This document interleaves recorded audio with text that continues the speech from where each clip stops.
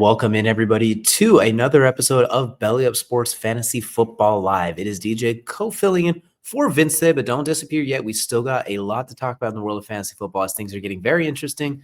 If you are tired of hearing my voice already, don't worry. I will only be 1/3 of the show today as we are joined by the normal cast of crew. Started, of course, with Belly Up Sports senior fantasy writer and regular on the show, Kevin Wilson. Kevin, thank you so much for joining us today. It's always a pleasure, and I'm glad to be here and thankful that I'm here, and so I'm ready to go. Absolutely. It's a wonderful week, a thankful week, and I am thankful too that it is not just the two of us, as we'll have our third member of the show, host of the 3rd and 10 podcast, as well as a co-regular of the corner booth as well, Brian Germinaro, join us for Three's Company too. Yeah, what's up, guys? I'm thankful I'm not the Mets fan on Twitter who's fighting to trade Francisco Lindor. I'm thankful I'm not that dumb. You're smart. So Mets fans, when they say things like that, they unfortunately give themselves a very bad name as well. Exactly, So they give people like me a bad name.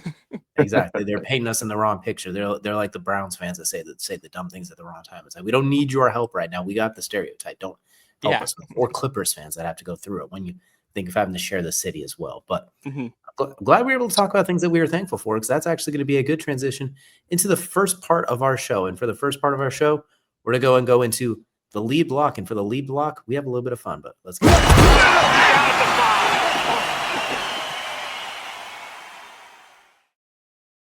And for the lead block, what 'tis this season is we're going to be talking. It is Thanksgiving week for those of you who do celebrate. So we will be talking about fantasy football players we are thankful for this year. So there's a long list to choose from, some that we are very unthankful for. We're going to focus on the positives today. Kevin, I'm going to let you lead the way. Give me a fantasy football player you are thankful for this season. Well, I am really thankful, first of all, for Mr. George Pickens, the Dallas wide receiver. I got him in the 5th round, and currently he's the wide receiver 2. And so there is all kinds of, value to be had here, especially after the last 2 weeks where he's caught 9 passes in both the last 2 games. And he has gotten double figures in fantasy points in 10 straight weeks. And so this guy, I'm very, very thankful for him. There were questions going into the season, but it's worked out really well. So hats off to George Pickens right now. You got to know Pittsburgh's just sitting there like, really? We saw flashes of this. Why couldn't we have this? And what we just saw him do a few days ago, he's been absolutely sensational. 2nd in the NFL in receiving yards. Like, he's been absolutely incredible so far. He's going to make a lot of money in a couple of months with how well he's performed this season. But Brian, we're going to now transition over to you. Who is someone you are thankful for in fantasy football? So I'm thankful for Trey McBride, 11 games, 80 catches for 797 yards and a good 7 touchdowns. We said all offseason, if he could just get in the end zone, he was going to be tight end 1 this year, and that has proven to be very true. I got him in the 4th round, and with a position as light as tight end is, the fact that I could, bank on 15 points from it every single week is a blessing.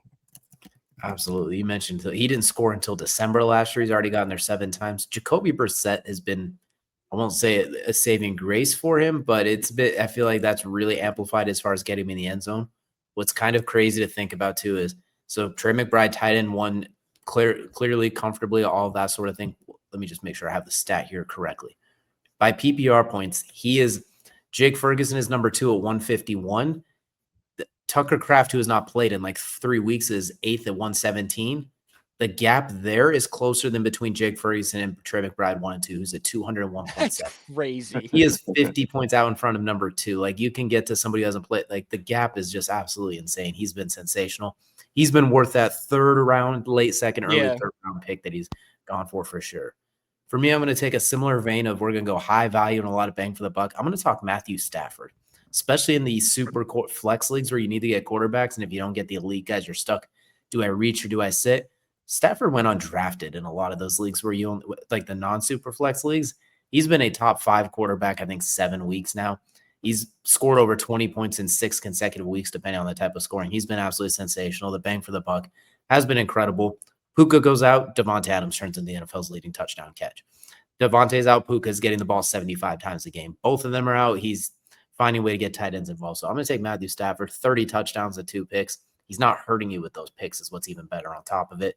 Front runner for MVP. So We'll go and do one more player each too. Is the season we're going to be thankful, Kevin? Who's another player that you are very well? thankful? Another player that I'm thankful for is a quarterback, and that's Drake May. Yes. And I got him in the 13th round overall this year. Oh, 14th round. I'm sorry. There.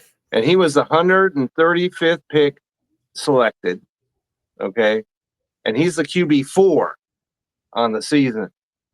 And he's really come on strong. And my first quarterback I took was Baker Mayfield. That was working out really well early on, not so much lately. But Drake May has stepped right into the fold and hasn't missed a beat at all.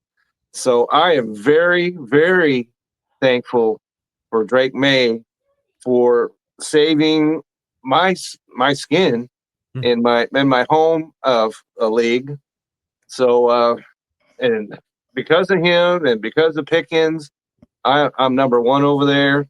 It's not working out so well in the belly up league that we are all in, but in the home league, these two guys have got me well established for the playoffs. So I'm thankful for both of them. Absolutely. He's been awesome. And him having that late week 14 bye week has been a blessing too, because through the thick and thins with Baker so far, you've had steady Drake May. And as he gets his bye week, it'll be so late in the season. He's been so consistently just available for you. So, Brian, who do we have next on your thankful list? So I thought this is a guy that Kevin was going to pick, not just fancy, but for his actual team, and that's Jackson Smith-Njigba. I mean, this guy has been every single week. He feels he's getting 25, 30 points. And, for a fourth-round guy to put up those numbers, it's insane. You were talking about, gaps between guys. The gap between Jackson Smith-Njigba and whoever is second in receiving is so large right now that I am so thankful that I have Jackson Smith-Njigba on my team. He's basically carried me to a playoff spot. For the record, too, that number 2 spot is the aforementioned George Pickens in a PPR league, and it is a 35-point gap. By those scoring standards, his worst week of the season was week 4, where he scored 13 points. So even in his worst week, he gave you double digits. Production. Like he's coming off, and this is depending on type of scoring. If you have big play scoring, he got even more. One of my leagues, he got 45 points this last weekend, but standard scoring was 37 this last week, 20, 20, 26, 30. He's been consistently just absolutely impeccable. There is no holes in his game whatsoever, and should be in the MVP conversation. If we're being, and he's already set the Seahawks single season record for receiving yards, and he's still got 6 games to play. Exactly. He's on that Cooper Cup 2021, that early Calvin Johnson track right now. Like, he is going to do this every week. Okay, now we're starting to look at record books, but we're going to go in a very similar vein. I'm going to take the awkward approach to this one. I'm thankful for Ashton Genty. It's not that he's done so much with so little around him. And the big thing was he was Marshawn Lynch-esque coming out, just handing the ball a bunch and get going. Chip Kelly said, no, we're going to put him in the shotgun and try and ruin him early on. Now he's turned into a Christian McCaffrey-esque running back as far as getting targets. The last handful of weeks, he's getting like 5, 6, 7. He's found himself to be very, very valuable in ways that don't make sense considering that offensive line's terrible and he can't get any forward momentum going, and that team's an embarrassment of all embarrassments. Your quarterback leads the league in picks. Your offensive coordinator already got fired. And he's doing so much with so little to help those who, if you took him in the first round, like I did in the belly up league at number 2 overall, to be funny, it's really hurting, but he's giving you the most that he can. So I can only be thankful for the effort as well. But for an actual one, I'll also say Javonte Williams in the same vein of really, really good value. And he's been a top 10 running back. So I'll give a real one and I feel for you, Ashton. It won't be like this forever, I promise. But that's what we're looking at for thankful ones. Be sure to let us know down below, everybody, who you all are thankful for in fantasy football. But we're now going to switch out of segment 1 into segment 2, cover 2.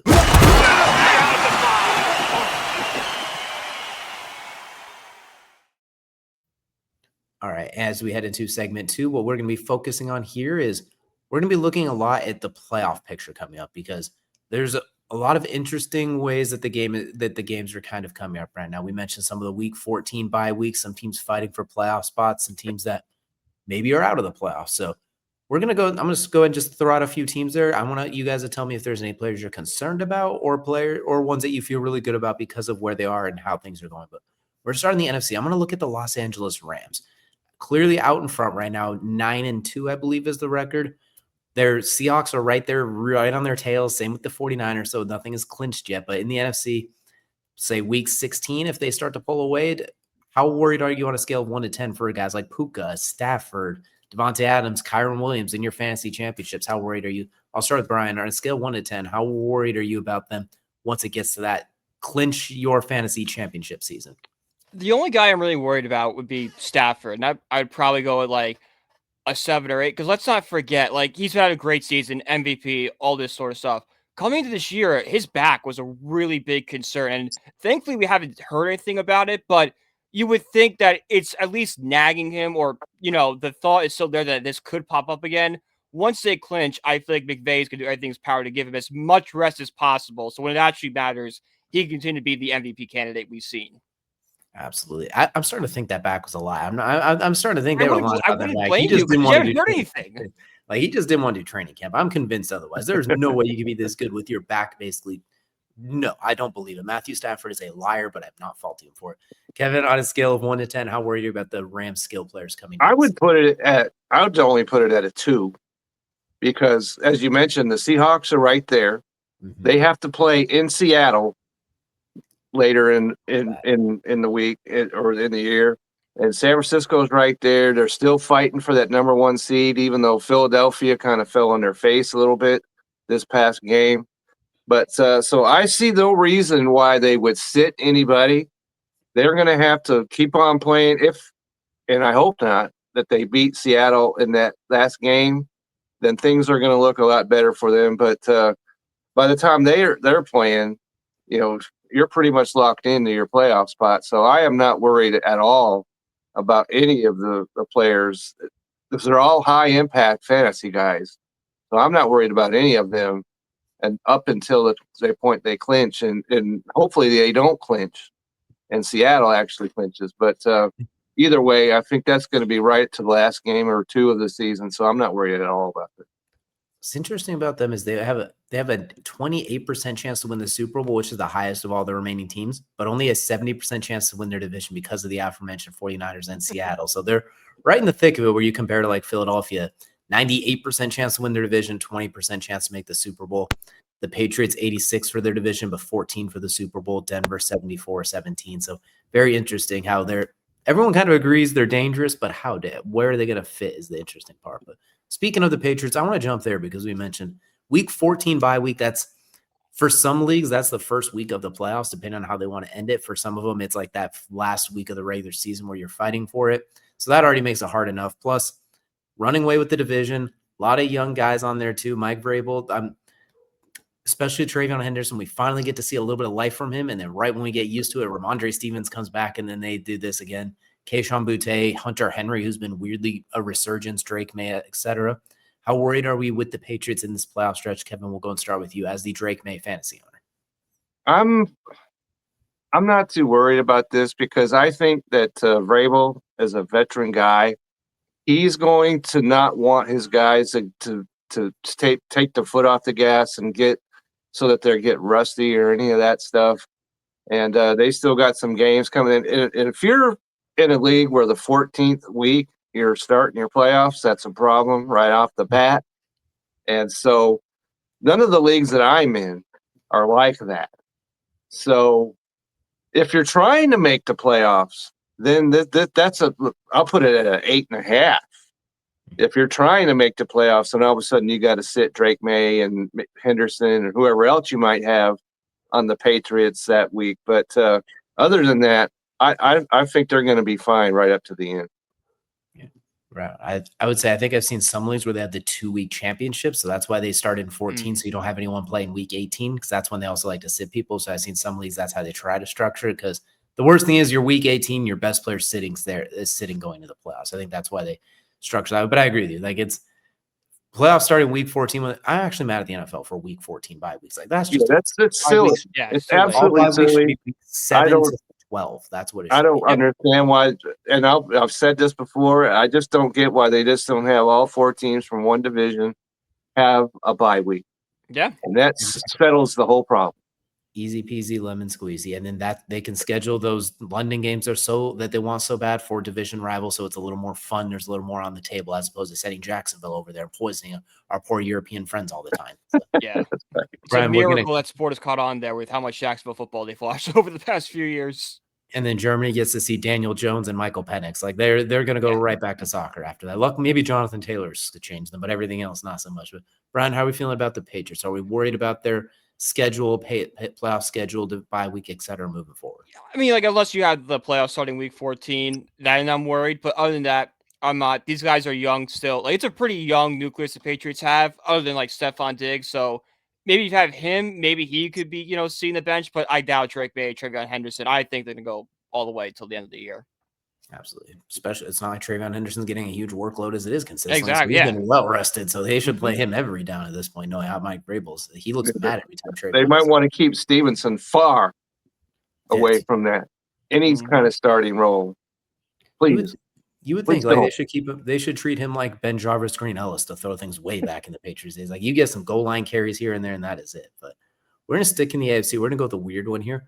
We're gonna go with the Denver Broncos, who are in a very commanding position, could potentially clinch their division pretty quickly.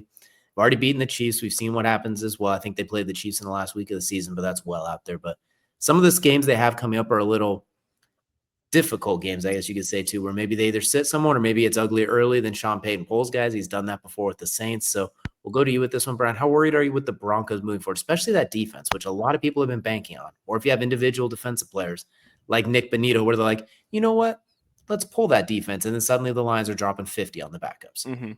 Yeah, I'm pretty worried about this Broncos team. Like you said, like benching guys, but also if you have like Bo Nix, he's pretty inconsistent this season. Like there's some games where he looks great, and some games when he just puts a nothing burger out there. So if that's a quarterback you have, you're kind of you're playing with fire. It's like, okay, sure, the ceiling is so high in him, but that floor is so low. And when Bo Nix does bad, Sutton does bad. RJ Harvey does bad. Evan Ingram does bad. It shoots down everyone. So if you have any of these Broncos guys and you're like really banking on them, I would be very concerned. The one area that I am hopeful for him with is the last week of the season they play the Chiefs, which would be one of the big ones I'd be worried about. But Sean Payton might just hate the Chiefs enough that he'll play the starters to try and ensure they don't get in or something like that. He does seem petty enough. But Kevin, how are we feeling about the Broncos down the stretch with potentially sitting guys or anything or schedule wise?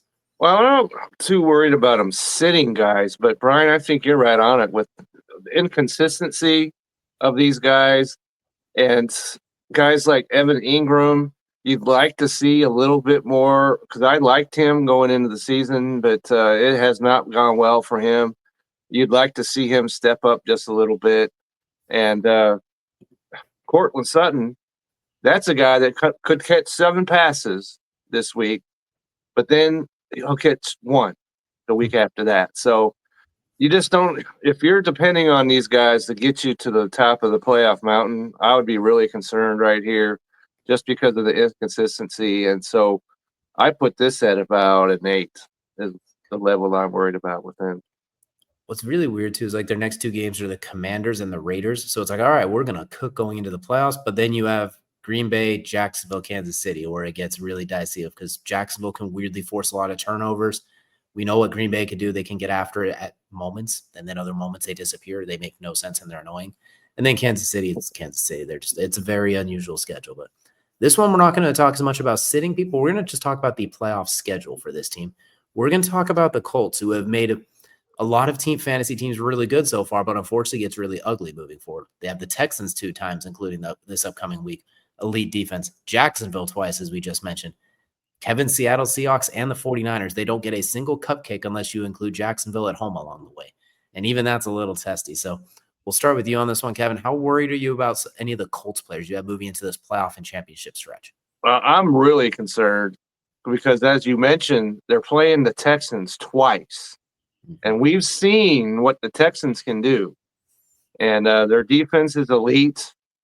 And so if you got you've been riding Daniel Jones or you've been hopefully because I've got Jonathan Taylor on a player I could have mentioned I was thankful for earlier, but I've got him, and we've already seen because the Chiefs shut him down. And so if he gets shut down, then your fantasy team takes a huge step back around that.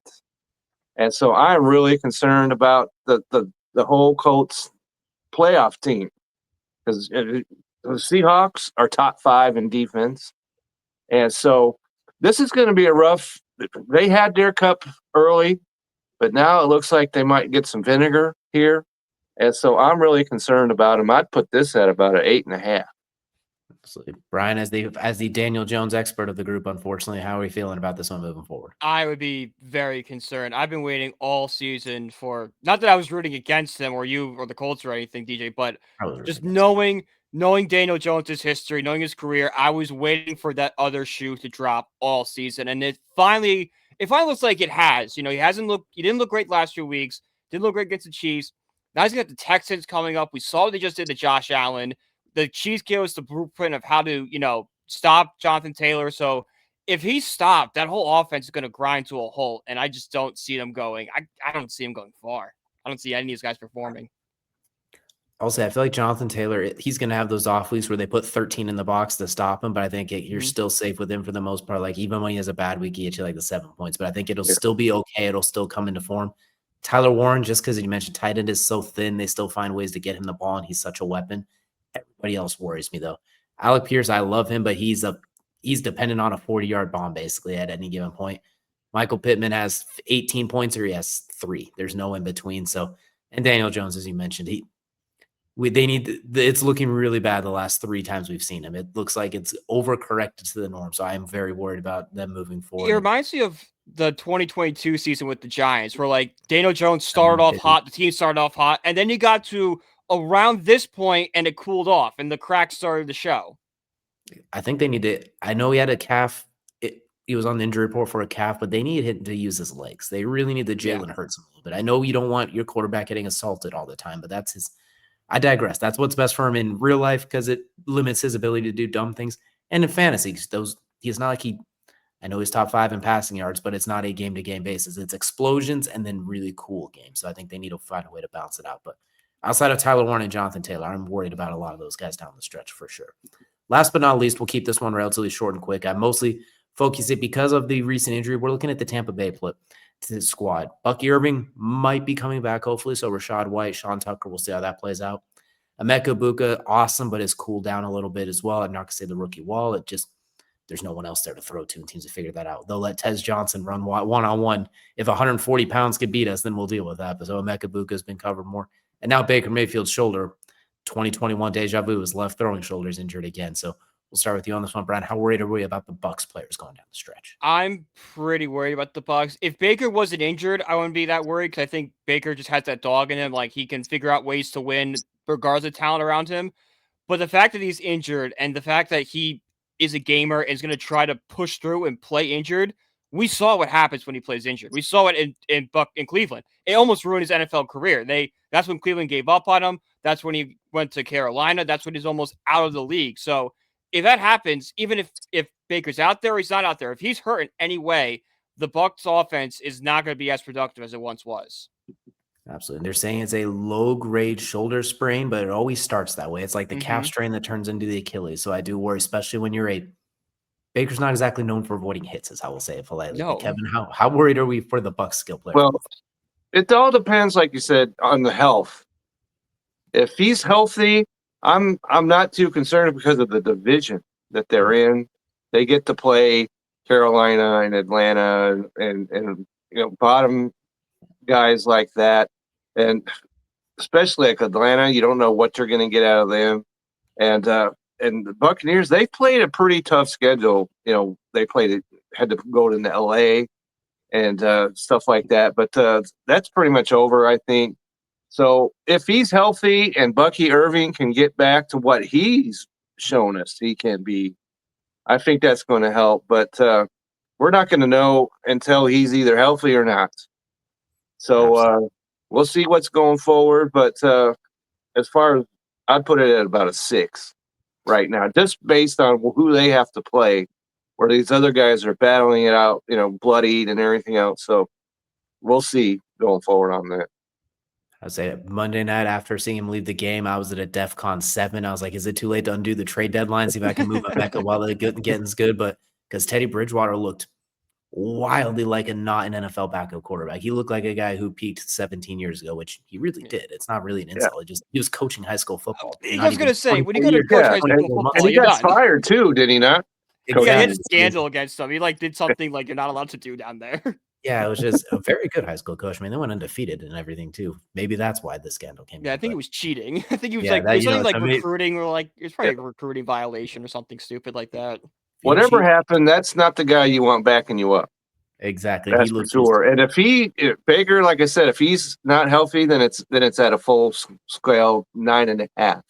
Then it's DEFCON 10 and it's over. But if he's able to come in, maybe it's 11.5. I'm not too sure. But yeah, they have the Cardinals this week, so it's a defense that could still be good. Yeah. He's not ruled out, so I think, like you said, with the schedule, I'll make it a 7.5 basically. But it could get really bad or it could get lucky. We'll see. But I'm definitely with Emeka Egbuka, especially considering how up still the rookie, that sort of thing too. And he's not Mike Evans, 6'5". He's up there somewhere. So the easy button's not necessarily there, but. That's going to do it here for cover 2, our segment 2. That's now move us into what I believe might just be Kevin's favorite part of the show. That is our segment 3, the read option.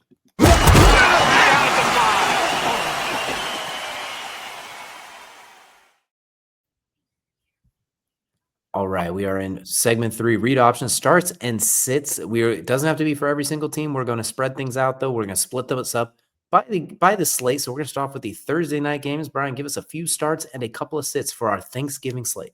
All right, so my first start is Derrick Henry, and look, he's had a nice bounce back here. Very quiet. We were kind of writing him off at one point on this show. We had a whole segment dedicated to him, but over the last few weeks has looked good. This Bengals run defense is terrible. They've allowed 280 points to running backs this year. That's 25.5 per game. We're going to see a very vintage King Henry performance on Thanksgiving. I'm also starting Rashid Rice. That Cowboys secondary is one of the worst in the league. They've allowed 25.2 points to wide receivers per game. Rice per yardage, he's got 8.5 yards per target, 11.5 yards per receptions. That's a recipe for a very big game from Rice. And I'm also starting Jordan Love. The Lions defense, not great against quarterbacks. Love, when he's not pressured, is able to get, very catchable balls to his receivers. I think he's had a very good Thanksgiving. I'm going to sit Jared Goff, the Packers defense, especially when you have Micah Parsons back there. He's going to wreak havoc. Goff only has 2.1 pass attempts over 20 yards per game this year, so I don't love that stat. He doesn't push the ball downfield. I'm also benching Noah Fant. Look, he only has 23% target share. There's no really question about what's going to happen. I know guys might want to start him with bye weeks and Joe Burrow coming back, but I'd stay away from Fant. Absolutely. I got to say, there's somebody out there that has all 3 of those starts on their team. And if they all cook, they're going to be set after Thursday. They're going to be going into Friday, Sunday, and just I don't know, I'm good. They're going to have a 68% chance to win just right out of the gate. So that's the best feeling. They could just turn the TVs off after that. So exactly. They're not checking their team every 2 minutes. We're good. As long as nobody else Jameer Gibbs it from last week or something like that. Right, yeah. Next up, we got the unusual Black Friday game. The Bears taking on the Eagles. I'll keep this one short and sweet.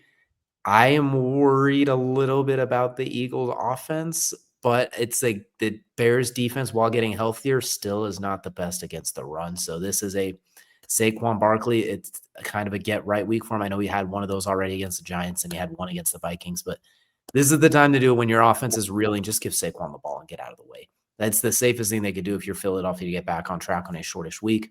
Just hand him the ball off several times, let it get working. For the Bears, I don't really love a lot of the receivers. I do still like Colston Loveland. I don't know why. I can't really think of a good reason why, but I think the outside corners are going to make things difficult for DJ Moore and squad. I think Ben Johnson knows that he's going to try and get the ball out of Caleb's hands quickly. It's a great chance to get Colston Loveland. Obviously, you have a better tight end. You would play him, but I'm thinking if you're like Mew at Tucker Kraft, and now you're sad and miserable because that would have been tight end 2 right now. Colston Loveland's a good fit. Common young guy too. The Eagles' run defense, weirdly enough, is wildly inconsistent considering their defensive line is incredible, but sometimes they randomly get gashed. So Common young guy. And I'm kind of fading DeAndre Swift right now. I think he's running real thin. Ben Johnson's gotten rid of him once, and I think he's getting close to getting rid of him twice. Thin ice there.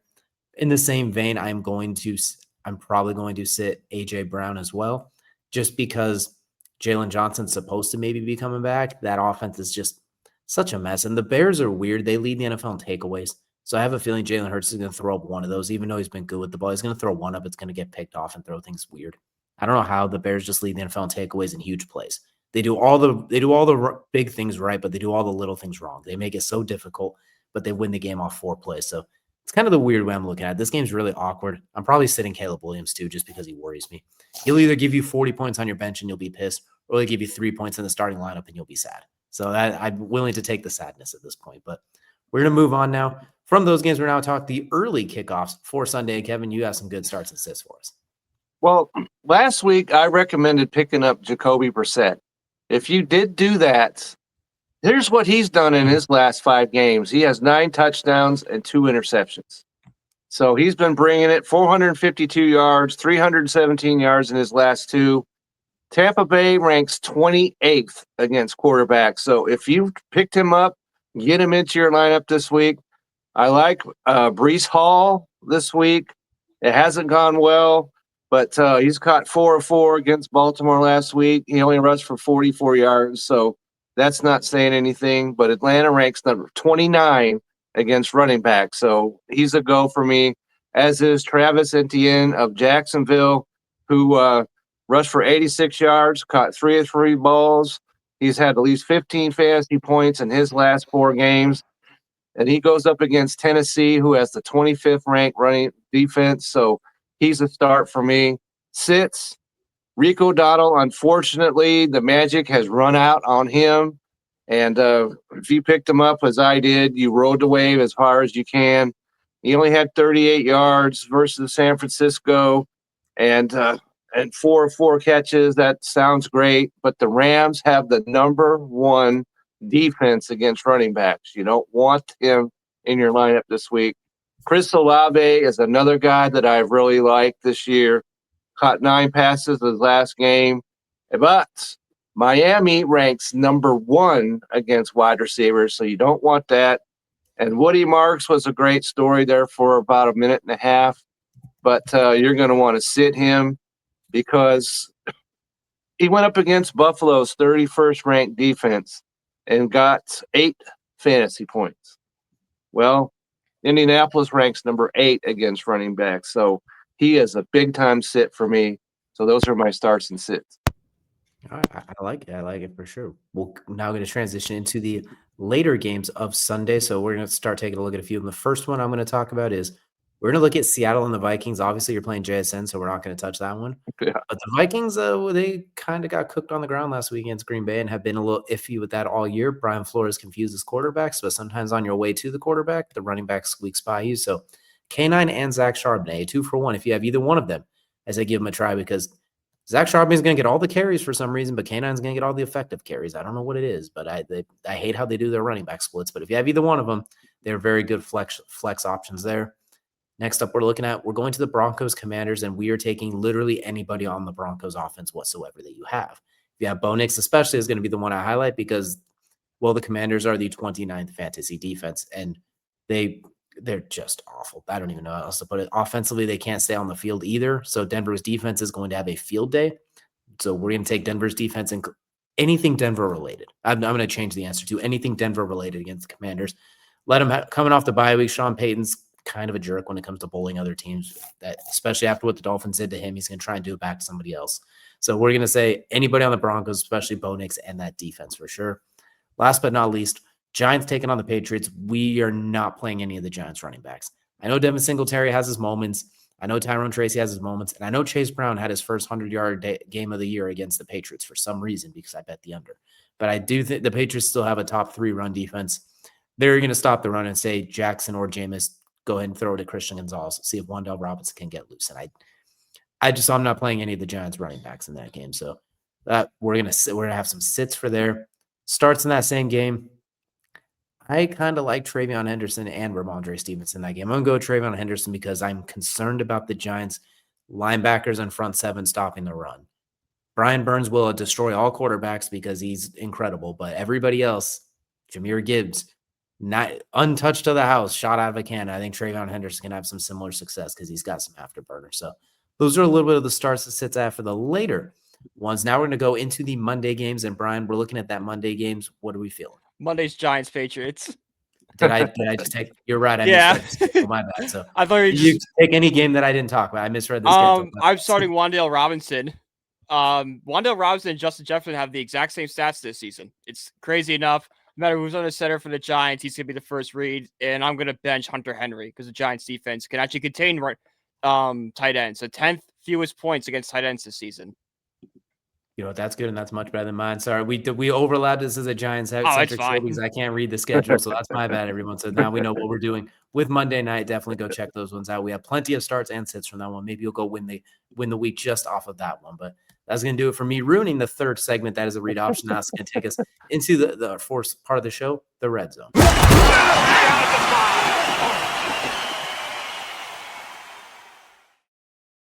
All right, we are hitting the waiver wire as the playoff season is right around the corner. Some of us are in the fight of our lives to try and clinch those spots. Some of us are already clinching. Some of us are just trying to ruin somebody else's week. Whatever it might be, waiver wires are an essential part of it. So we're going to go over a few key ads and some guys that we'd be looking to bring in. Kevin, I'm going to start with you. Who are some waiver wire ads we like? Okay, so strangely enough, I'm going to go with Michael Carter, Arizona running back at 9.5% rostered. Caught 5 passes against San Francisco and goes up against Tampa Bay's number 30th ranked defense this week. And when we're talking about pickups, I'm talking about, you pick up a guy for this week. You're not concerned about what's going on in the future. But so for this week, I like Michael Carter going up against that Tampa defense. Absolutely. I love a lot of things going against that Tampa defense right now. That's right. That's right. Jacoby Brissett at the helm. Brian, who's one guy we're looking at for the waiver wire we really like? So I have John Mechie. He's only rostered in 0.5% of leagues right now. And since being traded to the Jets, he has 10 catches for 113 yards and 2 touchdowns. That's equals to roughly 32 fantasy points. That's about 10 points a game. If you need someone to start, as a injury happens or just a depth guy in your roster, Mechie is definitely somebody that you can get for cheap. Absolutely. He's starting to look good too. I know a lot of talk is about the AD Mitchell bringing him in, but I think John Mechie slowly kind of taking that receiver 1 spot. So I got a 2-for-1 for us on this one. If depending on which league you're in, because I saw it's basically 50%. Trey Benson in the same vein as Cardinals running backs. He's supposed to be coming off IR in the next week or two. So just keep an eye on him. Most people stash him on injured reserve, but if it's someone who just lost patience and snapped at him and decided to get rid of him, keep an eye on him as well. But the main one we're going to be looking at, Devin Neal, running back for the Saints. Alvin Kamara injured, don't know if he's going to play this week. It is Miami, not exactly known for defense whatsoever. Devin Neal's been getting a lot of carries with Kendre Miller. I think he's projected at like 13 points or something like that too. A lot of action in the passing game. So I like Devin Neal running back for the Saints for a waiver wire pickup. Kevin, I'll go with you one more time if there was another waiver wire we were looking at. We talk about how the tight end position is iffy at best, but Brenton Strange of the Jacksonville Jaguars down there at 10.9% rostered. And he missed 5 games, which explains, because I liked him going into the season, that explains why he's at 10% rostered. But last week, caught all 5 of the targets he was thrown, 93 yards, goes up against Tennessee. And so I don't need to say anything else. He's going up against Tennessee, the 1-win Tennessee Titans this week. So if you're needing tight end help, I would certainly look in his direction. I love when anytime I see it at Tennessee on one of my players, I'm like, yes, this is exactly what the doctor ordered every single time. Brian, who are we looking at for waiver wires this week? So I'll stick with the tight ends. Colby Parkinson, only rostered in 0.2% of leagues. He has nearly 15 points in 2 of the last 3 games, 10 catches for 96 yards and 3 touchdowns, roughly 9.2 fantasy points per game. It seems like him and Stafford are developing some sort of chemistry as he's like 4 or 5 targets a game. If that continues, he could be a really sneaky good ad coming down the stretch here. I like that one. And you know what? Just to fit in and keep things going, I'm also going to stick with the tight end spot. We're going to go with Isaiah Likely. At 11% roster, he has not been Isaiah Likely this year. He does not even have double-digit scoring points yet, so it hasn't been great necessarily. But if you're hurting a tight end, they are playing the Cincinnati Bengals. So in the same, there's plenty of balls to go around for him and Mark Andrews to score 15 points each. Like there's plenty to go around. Lamar's not running as much right now because every single part of his body has been on the injury report the last month. From his immune system to now it's his toe this week. I think he's going to be throwing it. Derek, I think everyone's going to eat, and I think that'll include Isaiah Likely. So I think Cincinnati, same vein as when I see at Tennessee, when I see at Cincinnati, I feel really good about it regardless of everything else. But be sure and let us know down below who all you guys have for waiver wire ads, who you're looking to bring in. That's how it'll take us into the last part of the show, we're going full Terminator. We are going to take on and try and beat.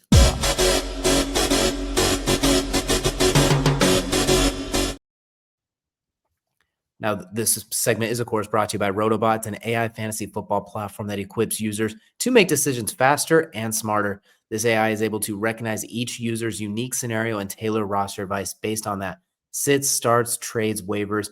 Then there's the data element on top of it. So go ahead and click the link, download the RotoBot app, and use code BELLYUP to receive 1 week free. See if you can get that extra little boost you need to win your fantasy league as we get into the nitty-gritty of the season. And so far as we battle the bot, the records on the season, the bot is 4-7.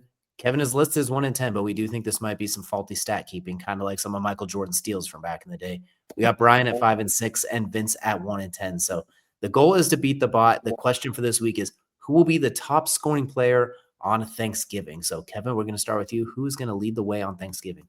Well, there are a lot of good choices that you could look at in this game, but I'm going to go ahead and I'm going to go with Patrick Mahomes, Kansas City quarterback, going up against that Dallas defense. They somehow won against Philadelphia. Still not sure, even though I'm here, and I'm still not sure how they did that. But I don't think that they're going to be able to stand up against Patrick Mahomes and coming up on Thursday. So I'm going with him as the top scoring guy on Thanksgiving. I like Patrick Mahomes because he is bound to go nuclear at any given moment with all of those targets. And if Quinnen Williams is not going to wreak havoc, he's going to have all day back there, it feels like. Brian, who's going to be the leading scorer on Thanksgiving? I'm going to go with Lamar Jackson. I know he's got the toe injury, but it's a full participant today in practice. He's going to pick apart that Bengals defense. And the Bengals defense has struggled to run this year. I could see a few plays where maybe they let Jackson run the ball again, maybe get some points with his legs. I like it. Well, we know what happens when these two teams play each other. I mean, last year, when they played each other on a Thursday night game, Jamar Chase and Joe Burrow combined for 100 points, while Lamar came out and won on top because of everything Lamar Jackson does as well. So can't go wrong with that, especially, like I said, at Cincinnati. Love the options there. So far, looking at the rest of it, Vince is taking Derrick Henry, probably in the exact same vein of going against Tennessee. Before we tell you what the bot has, I'm going to throw the sleeper pick out there because if this one happens, I look like a genius, and if it doesn't, well, it's not held against me since I am not one of the regulars. We're going to look at Thanksgiving. Emmanuel Wilson, backup running back for the Packers, going against Detroit. This is assuming Josh Jacobs doesn't play. Last week he had 100 yards, multiple touchdowns. I think running back 4. He's just a horse. He's just a pain in the butt to deal with. Detroit, their defense hasn't quite been about that. They haven't been about that this year. In spurts, they've been okay, but in recent weeks, they haven't been about that. And the best way to protect Jordan Love is to not let him throw the ball. So I can see them handing the ball to Emmanuel Wilson in that, keep the ball away from that offense. A bunch of carries, maybe he gets like 33 carries because they know Josh Jacobs is coming to ride it back next week. Run him into the ground, 140 yards, a couple of touchdowns just to keep Jahmyr Gibbs and crew off the line. So we're going with the sleeper pick that can't be held against me at a later time. But the bot itself is going with Jamar Chase. So they're leaning into the whole Jamar having 200 yards and 3 touchdowns or whatever it was last Thursday. But that's what we have for Beat the Bot. Go ahead and drop your picks down below. Be sure to drop it before the Thursday night games. If you drop it afterwards, we know the answer. That is cheating. But we appreciate you all so much for joining us here on this week of Fantasy Football Live. Vince will be back next week. That is Brian from 3rd and 10. That is senior belly up writer Kevin. Join us. I'm DJ with High Low Sports. We appreciate you all so much for joining us, and we'll see you all again next week.